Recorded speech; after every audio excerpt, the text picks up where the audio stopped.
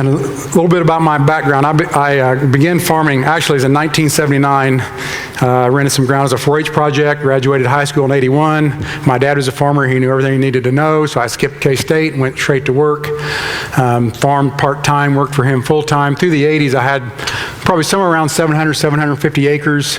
My big break came in the early 90s when I rented some ground from a feedlot and went to about 2,200 acres and got bigger from there. But today I stand before you guys, sadly, as a failure. And nothing to do with the financial things we just talked about. I'm one of the chosen few that has been picked to steward this planet. And I have failed. And nothing I can do, I'm 50 years old. I just turned 50 last winter. I hope to farm for another 20 or 25 years. Nothing I can do will turn around what I've done. In the 80s, with my 700 and some acres conventional till, I lost about 45,000 ton of topsoil. In Kansas, average about 5.5 ton of soil per acre per year is lost in conventional till, whether it's water or wind erosion. Told you I got bigger in the 90s. 95, I rented the ground. From 1995 to 2002, even though I went to no-till in 95, my rotation was corn silage and soybeans. It's not much of a rotation, guys. 100,000 ton of topsoil I lost in that time frame. Nothing I can do from today forward will bring that back in the next 25 years. This is something I have to take to my grave that I have to pass on to my kids. Fortunately for them, I've realized it. I'm trying to stop the bleeding. Hopefully they'll have a little better soil, just won't have as much of it. Just at topsoil price, $20 a ton, $2.9 million. Sorry, kids. I blew your inheritance. $2.9 million. That's just topsoil price, guys. How much nutrients was in that 150,000 ton of soil I've given away? It would double the 2.9 million. How about the cost to the taxpayer?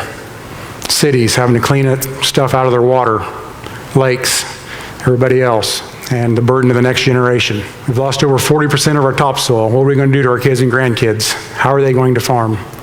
We need to start asking why and how. There it is. It's where much of our soil ends up and much of our nutrients, and the shrimpers really would not care for it. They just assume we had it back. So we're putting a burden on them as well. And it's sad as I go around and speak, and I've used this particular slide several times, and I've been asked to step outside more than once from producers who tell me that that's not them. Well, I'd like to be on that farm, because I haven't seen one yet. Because we're all in this together.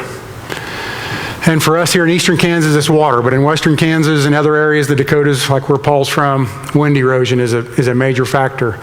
This accident up here was on Interstate 70. A couple people were killed. How much longer do we get a free ride? You know, we learned a lesson here in the Flint Hills 15 or 20 years ago. We had a rancher who was burning and smoke crossed a turnpike, and a lady was killed in a car wreck. They sued him. They won. How much longer do we get a free ride? Did this wreck happen because the wind blew? John Neischwanger, how often does the wind blow in western Kansas? Most days. It's not because of the wind. If the dirty 30s can never happen again, we're too smart. These pictures were taken in Colorado about 2 or 3 weeks ago. Maybe the guys in Colorado just aren't as smart as the guys in Kansas, I don't know. But people, just because we've had a little rain this year, doesn't mean it's over. Those guys will tell you it's not. And this isn't a shanty built in the 20s either. That's a pretty nice house. You know, we've messed this up so bad. It's time we get it changed. We have pissed Mother Nature off to the point that she's taking her planet back. And here's good proof of that. This is a map that just makes me sick, but I continue to show it over and over for some reason. Degradation. How old are these soils? Thousands of years old. How old are these soils? 200-300? As far as man impact. What have we learned from our ancestors? Not much, sadly. This did not used to be a desert. Whether you believe in religion or believe in evolution, the Garden of Eden, or where man first stood up and walked, happened somewhere in North Africa or northern Iraq. If you study it very much, does any of them look like the Garden of Eden? They were at one point, and we can reverse it. It's not too late. And it's not just the producers. Time for the agency people to stand up. We have had help for the last 100 years. This comes from Kansas State, a study they did for the Department of Water in Kansas on how to keep my soil out of their lakes. If you look down to the bottom, this is what they want us to do. Terraces, gradient level, tile outlets, grassed waterways, vegetative rye pan buffers, filters, structures, control structures, blah, blah, blah. Band-aids on problems, guys. That's all they are. We got to fix infiltration. We got to fix farming and get the water where it belongs. Quit putting Band-aids on our fields. Sadly, I live above John Redmond Reservoir, and there's huge discussions right now what to do with Redmond. It is full of silt. They're wanting to spend millions of dollars to dredge it. Why? Better fix the problem first. It's just going to fill right back up. You know, we got to fix the problem. Researchers, with the exception of great scientists that we have once in a while, like Dr. Lundgren, Dr. Clapperton, there are wonderful researchers, but sadly many of them divide nature into tiny pieces and conduct tests that conform neither with natural law nor with practical experience. The results are arranged for the convenience of research, not according to the needs of the farmer. Masanobu, a farmer from Japan who was way either ahead of his time or behind his time, I'm not sure yet. But when a researcher or a farmer or your agronomist looks at this field, what's the problem? Weeds? Nobody wants weeds. When Mother Nature looks at this field, what's the problem? Bare ground. Mother Nature hates bare ground. She's doing her job. She's protecting her planet. She doesn't care about us. She cares about her planet, period. And we continue to fight, and we go out and think this is the problem. Weeds are the first thing she can get to grow. That's what she puts there. And no single raindrop believes it's to blame for the flood. Like I said earlier, we're all in this together. You, me, everyone. And we can fix it. That's why today we're going to talk about farming in nature's image. And I was going to show a short video clip here, but I know I'm not going to have enough time as it is. But for those of you that have not seen it and think I've just preached the doomsday here from the church, go home and watch Green Gold, John Liu. It's about revegetating the deserts. And they're doing it. We can do it. We can do it in Colorado, western Kansas, Oklahoma, Nebraska. It can be done. We've got to take can't out of our vocabulary. So we're going to talk about farming in nature's image. As you guys have heard me before, it's my favorite topic. And why? Because Mother Nature always wins. Always. Mother Nature always wins. And again, these two photos were taken 80 years apart. We're too smart for another dust storm, right? But we're smart. Humans are smarter than everybody else. Mother Nature's not even real. Anybody ever seen her? We can beat her. We'll just put up dikes. We can control Mother Nature. We'll make her play by our rules. How's that work? Snub our nose at her. We make her play by our rules. Can't get us now. I've never once seen anyone ever best Mother Nature, yet we continue to try. Whether it's with dikes or with bare fields and weeds. We'll never beat her. We either learn to play by her rules or she'll find somebody new to steward the planet, and it won't be the human species. North America did just fine for thousands of years until we showed up. She doesn't need us. We need her. We better learn that pretty fast. Because the way the weather's looked the last 2 or 3 years, I think she's decided it's time to take it back. If you guys haven't noticed, not just the drought, but the weather just gets weirder and weirder, hasn't it? And this is what happens when the government builds a levee. Then they decide they built it in the wrong place, and maybe somebody's on the wrong side and they need to protect somebody. And this is a decision they made on the Missouri River a year ago when they decided a small town was worth more than the farmers on the other side. Why do we continue to fight her? This is a family that was on the wrong side of the levee the next morning. So this is where my operation was, and we got smarter and we evolved. We thought we were smarter. At the time, we thought this was really good. We're quite the conservationists. Look at that. And we figured out we had to have wheat in the rotation or cereals. We had more residue, and that's where it clicked. So we went from that to today. We look like this. And everybody says, "My God, how do you do that?" Put the seed in a planter and go. It's not that hard. You'll learn really fast how to do it. Your planter will tell you how to do it. You get all that stuff torn off underneath so you can get through all that stuff. This is a roller that Kevin Carr and I bought together this year, 50/50. This is his daughter. And this is something else we're looking at using as a way to handle our covers or our biological primers. And then we don't call them cover crops anymore. After my visits with RMA, we need to take that crop out. It really scares them. Covers, biological primers, that's what they are. Got to be fair to little brother. This is Randall rolling down some of Kevin's cereal rye. But so far, and I hate to discourage anybody from owning one, so far it seems to be working a lot better for Kevin and his monoculture covers than it does for me and my mixes. But maybe it's just that I'm not smart enough to figure it out yet. And there are other rollers out there. There's a really neat one, and again, I think you can find this one on Google if you look hard enough. A guy named Ted Kornicki out of Auburn has designed one at ARS, and he's trying to get it onto the market, and it's a dual roller. And he's got a high speed, he has a chemical tank that he carries with him, he has a very high speed nozzle, and it shoots a flash of chemical on every third crimp. His chemical cost is all but nothing, and it seems to be working very well. So, we're just starting to tip the iceberg here, but these are things that we can look at. Who needs a roller? Maybe we don't need one. The drill seems to do just fine by itself. We probably got 98%. This field was not insured, don't worry. I'm not breaking any rules. This is planted to a non-insurable crop, so nobody jump up and down yet. But the whole idea is to stop this, not the rain. We've already stopped that. The impact. That raindrop at 20 miles an hour beating on bare soil and causing this. We can't see this anymore. And that's why I want it to look like this. How much rain can that soak up? This is some upland ground. Actually, this is the same field where Terry's grapes are, 6.4% organic matter. That is fun to plant into. I don't even know what this is. This is the top 2 inches. It's like peat moss or something. I don't even know. It's like some kind of mulch or something. Sure makes it a lot of fun and pretty easy to plant into. So why? Why do we do it? Well, maybe first we need to ask ourselves why we do this. And we start where I started my holistic training.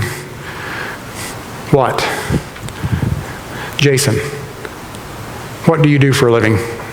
What do you do? Jason is an engineer, and part-time he plays with cattle and crops. Jason knows what he does. Josh, how do you do it? Josh farms also. I don't think he's an engineer quite, but Josh farms. How do you farm, Josh? No-till methods. Take a tractor and a planter, put some seed in, spray it, harvest it. Everybody knows what they do. Farmers, bankers, they all know. Everybody knows how they do it. Kim, why? Why do you do what you do?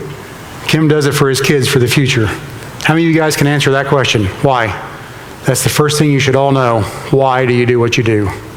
And this is my next piece of homework for you. If you haven't seen it on TED Talks, you guys all familiar with TED Talks? There's a great presentation by Simon Sinek. It's about 17, 18 minutes, I think, on why. Excellent, excellent video. Why do you do what you do? And maybe once we all define that for our operations, we will quit being commodity farmers and start being producers.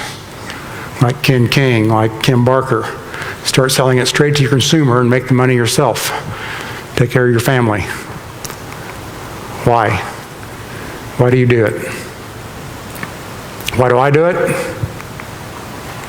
To grow the healthiest food possible for my customer, my community, and my family without hindering the next generation's ability to do so. That's why I get out of bed every morning. Also this, we live in the most beautiful place ever. I have the most beautiful farm on the planet, in my opinion. This is why I do it. But sadly, many vegetables today appear to contain lower levels of vitamins and minerals than they did in 1975, according to official USDA nutrient data. A random sample of a dozen vegetables showed that calcium has fallen an average of 26.5%, vitamins A and C, 21.4, 29.9%, and iron has plummeted by 36.5%. And we think we're eating healthy. Maybe. How many know who Joel Salatin is? A few of you probably have heard of Joel. This is out of his book. I think this is out of Folks It Ain't Normal. Joel did some research on his eggs. On the fatty acid profile, the critical one is F22-6N3. Ours was 552.5. Factory eggs, 185.4. Now how healthy are you eating when you have your eggs for breakfast? The other critical one, their eggs were 252, the factory eggs were 87.3. These essential fatty acids feed the brain. They turn genes on and off. This is important stuff, folks. Very important. You know, it's sad because growing up as a kid, I was proud to be a farmer. Who wouldn't be? But sadly, we weren't quite as good as we thought we were. And we need to get this stopped, and this is why. We're starving ourselves. Look, is it a coincidence? Obesity, all the diseases that are running rampant in the United States, and they're growing rapidly. Coincidence? Maybe. I don't have much proof, a little bit of this, but here's my proof. I don't know if Paul will get into this later, but him and his dad's ranch in Bismarck, their cows eat almost no mineral. I bought cows from them. I wanted some of them. Brought them down to my place, unloaded them, walked right up to the mineral feeder, started eating mineral. How come God hates me? How come God likes Paul? How come Paul's cows won't eat mineral? Maybe is it they fixed the soil to the point they don't need it? They're getting everything they need from the forage.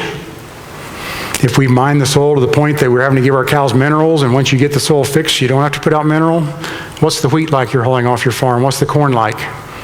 We can do testing now and find out. And the guys like me that are doing testing, like Paul, like Dave Brandt, their numbers are coming back on their grains, just like Joel's on his eggs. And that's why we don't need to be commodity farmers. If we're going to produce grain that high in quality, why are we hauling to town and selling it as a commodity? We need to be paid for what we're doing. And this is how we're going to get there. Soil health. These are the rest of the numbers. Grocery store eggs, Joel's eggs. Buy local, buy fresh. Or grow it yourself. So this is the why that John Lundgren will answer later, and Jill will answer tomorrow, hopefully. I'll just ask the question. So how do we get to Joel Salatin? How do we get to Gabe Brown? Well, I think we've all learned by now it's covers, it's soil health, it's changing things up and doing things a little outside the box or a little different. This is a friend of mine, runs a feedlot north of here. Last year he had wheat in this field, owning a feedlot. They were in dire need of forage, as most of us were. He said he knew he wasn't supposed to, but he had to bale some of the straw just because they were in dire need. But he said they did leave 6 to 8 inches of residue because they figured they would at least be a little bit nice to the soil and try to protect it some.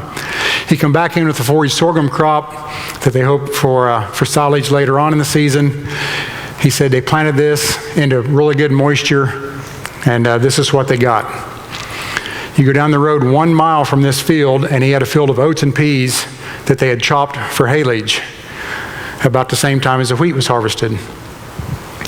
When you chop haylage, you take everything. There was nothing left. He sent the guy with the planter to the next field, plant the exact same crop as they planted in this field. The guy running the planter called back to the office and said, I'm coming back to the shop.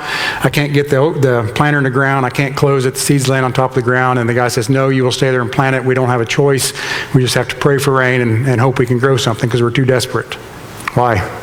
John will answer this later, so you save your questions for him. Could soil health have a little bit? Oats and peas, very mycorrhizal. There was a mile apart, but as far as he knew, there was no different. We get those little storms, as we know, in Kansas, and a mile can get an inch difference. But he was not aware of any difference in rainfall patterns in these two fields. How was he able to grow that? When he had moisture and residue here, that's all he could grow. Hey, there's things we can't answer when you start putting these covers and they get that system alive and active and healthy, and they start becoming more resilient. And when you start putting more things together, like he had with the oats and peas, they use less water. Science is now starting to document that. There was a study down at Brown University that came out this winter that proved that when you plant a mix and you plant a monoculture, the monoculture will always use more water. The mix sends out signals. There's, plants that are not drought tolerant signal the rest of them, shut down, I'm hurting. They start working together. They start sharing.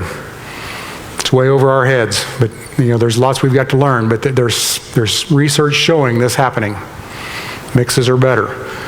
Maybe that's why you don't see any prairie with just blue stem. You don't see any timbers with just oak, do you? It's a mix. Maybe Mother Nature already has us figured it out. These are some other things we're looking at doing. I do not like monocultures. Let's grow our crops together with a mix. This is some from Jason Rourke's farm. This is double crop milo grown with a cover crop mix. He designed the mix to the biological primer, I got $1 in the jar. The biological primer will stay lower, hopefully, than the grain sorghum. Harvest the grain sorghum, cover crop is in place. He can graze it, hay it, use it as a cover. He has options. If milo doesn't work, he has a cover.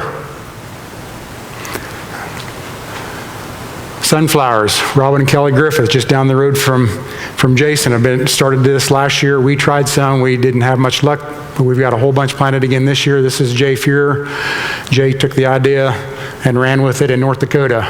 Sunflowers, he planted his. I see Jason's was in with a drill, right, Jason? 7.5-inch rows. Jay, it appears, did his with a split row planter. Sunflower on one side, cover in the other. Companion crop actually is what this would be. And I believe Jay said this was a 7 or 8 way mix that he planted with these sunflowers. And guys, anybody that's wanting to play with this, first of all, you better talk to your insurance agent, because you can imagine this would be frowned upon. But if you do decide you want to try some of this, I would suggest this is where to start. Sunflowers. They are tough. We've had great luck every time we've tried to companion with sunflowers. We've done it with alfalfa and it worked. So that's a good one to start playing with. I'm really interested in Jason's milo. It looks like a great idea. I think he can make that work as well too. I think, the sky's the limit, guys. You're only limited by right here, by our mind. This is canola with clovers. I do a lot of work with some kind of a clover legume mix underneath any of my grains. And then I think a step above that, or the next step we'll need to go, is perennial rotations. We need to get perennials back on the ground, one way, shape, or form. And this is something I'm working at on my farm. This is a perennial rotation. This is much like what the Argentinians have done in the past. My thought is we will go 4 to 6 years with a cool season perennial. Obviously will be grazed, come out, cash crop at 7 to 8 years, warm season perennial mix, grazed for 4 to 6 years, come back out, cash crop, start over. I mean, this rotation's so long that my kids might have to finish it for me. We're talking about a 20+ year rotation, possibly. But we've got to get more perennials in the mix, and we actually have our first round is coming out, and hopefully I'll show you tomorrow, but we've got 15 acres that's coming out of the perennial cool seasons next year and starting cropping. We're starting phase 2 on 2 small fields. And then we've got a 30 and a 60 that we seeded to cool season perennials last year. We're just going to keep implementing this across our farm. This was about a 8 to 10 way perennial mix. We did everything you could possibly do wrong here. We seeded it on some really poor soil. We probably should have built the soil first with some covers and grazing, but we didn't. We seeded it about the 20th of April last year, which last year was the 20th of May. Doesn't work very good for cool seasons. We broadcast it into some oats and some cool season annuals, and we waited. And last fall we had some alfalfa, and every once in a while you see one grass plant here and there. I was there in April when we were top dressing our barley, went and looked at it. And the alfalfa was there, the sandflint was there, some of the clovers were there, and you could start to see a grass plant here and here down in the good ground. As you went up the hill, you could see an alfalfa plant every 100 to 200 feet and nothing else. I put on about 50 pounds of DAP, dry, spread it in mid-April. This photo was taken in mid-May. This photo was taken 2 weeks later. This is at the good end.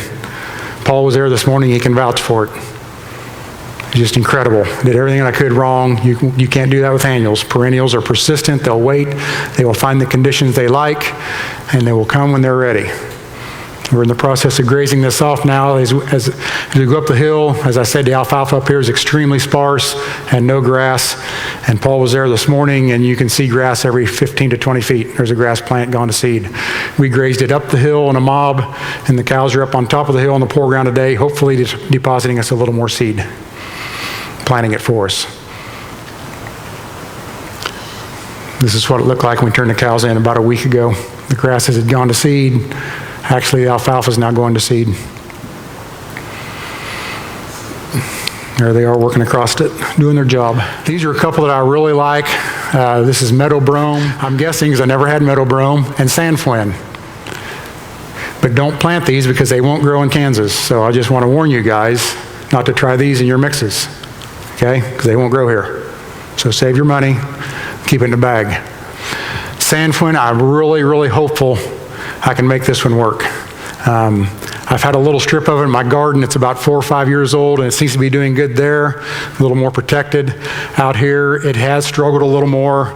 For some reason, it seemed to do better last fall. This spring, we're having, it's kind of taken a little rough, but I'm hoping it can make it, basically because this is a non-bloating legume. So that's one reason I really want it in my mixes.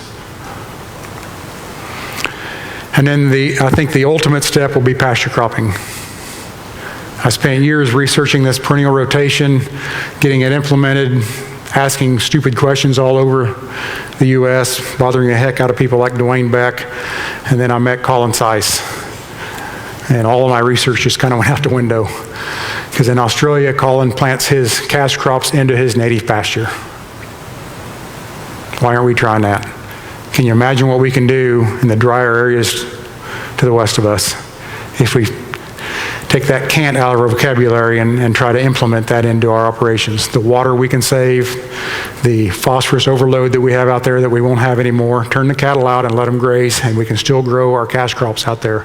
And not just out there, here as well. I think this is the future of our planet. This is cereal rye planted into brome. It's not the best picture to see, and this is not the way to do it. You're not supposed to plant a cool season into a cool season. You're supposed to go opposite. Cool season into a warm season grass, warm season annual into a cool season grass, but cereal rye is pretty tough. So things we need to be looking at, researching, trying in little corners of our farms. And whether you think you can or you think you can't, you're right. So why? We need to be asking ourselves why. Because this is what I want my soil to look like. And I said I got 25 more years. I can't wait to see what it looks like when I turn it over either to my kids or grandkids or the next door neighbor or whoever takes the reins from me. We've done this in 10 years of covers. What can I do in another 10 years? Our organic matter has gone from, in 1997, we were at 1.7 to 2.3 or 2.4. Today we're 3.5 to 6.4. And half of that time we didn't have covers. The first half of no-till we were corn, silage, and soybeans. We weren't building organic matter then, I can tell you that. Just think the places we can go if we just set our mind to it. Look at the roots, look at the organic matter. Ryan Spear down by Wichita is documenting that he's getting 1 to 2 tenths organic matter per year. Scientists would call him a liar. We can't build soil that fast, but he's doing it. Colin Seiss, pasture cropping in Australia, he's changed his soil profile down 30 inches in 20 years. He can prove it to you because his brother is conventionally tilling across the fence. They've pulled plugs on both. 30 inches in 20 years with perennials. David Brandt is to the point that the state of Ohio is naming a soil after him because they can't identify it, what he has on his farm. David is going to have his own soil next year. Yes, he's in Ohio, but we can do it in Kansas, we can do it in Colorado. Gabe will have it in North Dakota soon, you know that. We can do it. Why? Well, when I started, I did it just for erosion. That's why. I knew nothing about nutrient cycling, solar energy, none of that stuff that come along when we started planting covers. And I started to learn about nutrient cycling. Well, that's pretty cool. We can grow some of our own nitrogen. Started learning about the water cycle. Started learning about all these things that the covers can do for us. Balance our pH. We haven't put lime on in years. Still, never crossed my mind. What about all these little critters? They just started showing up. Is that good? I don't know.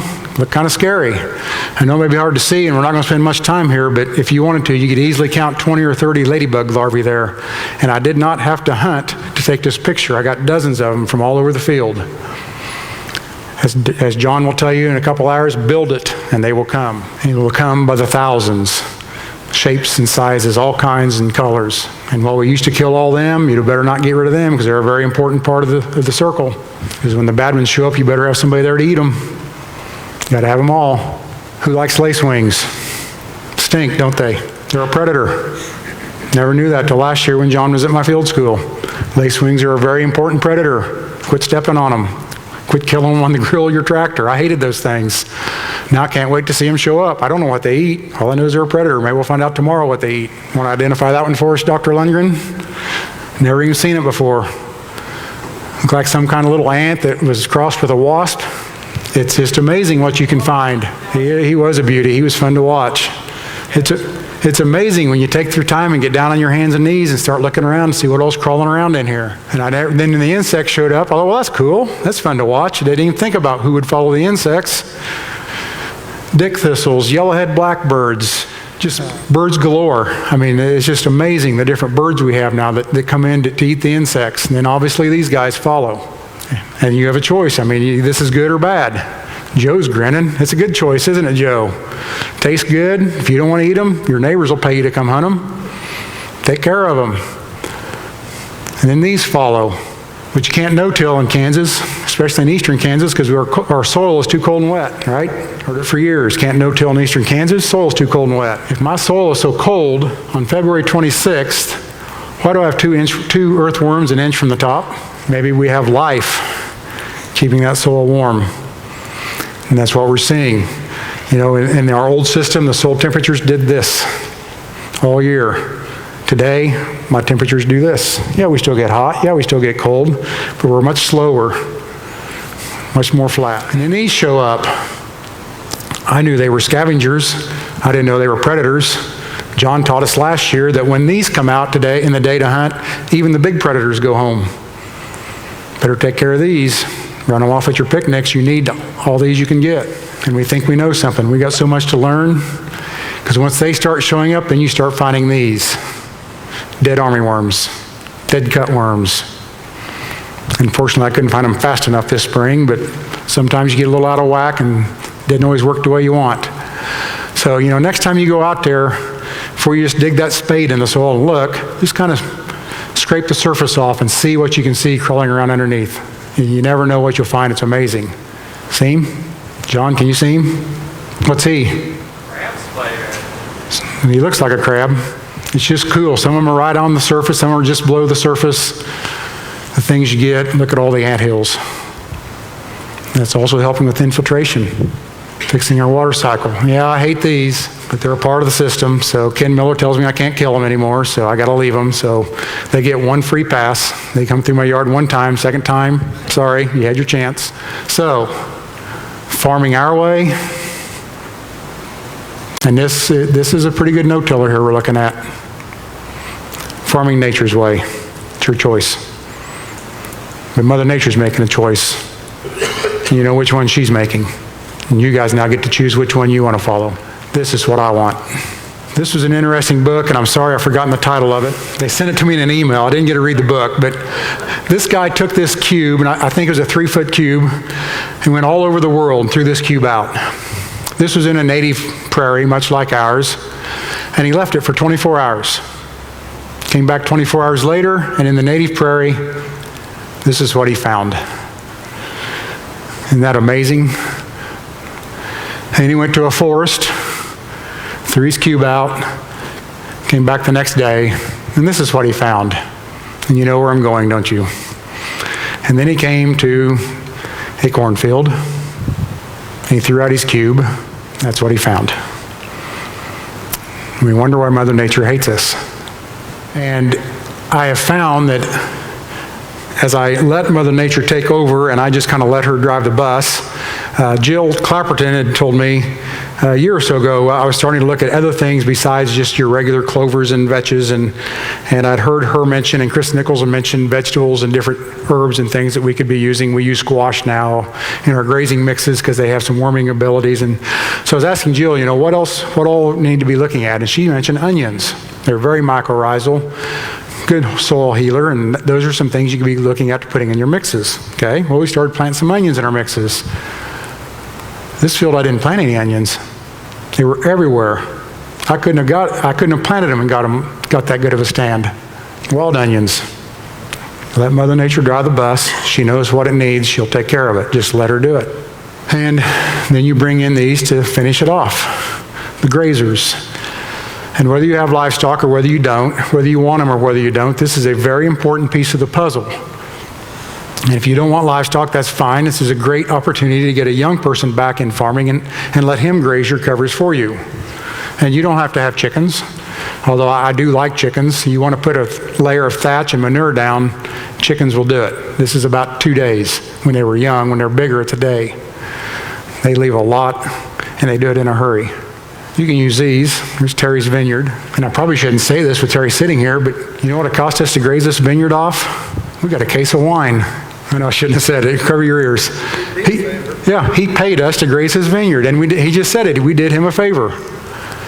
Can you beat it? No one has ever paid me to bring my cows and graze off anything.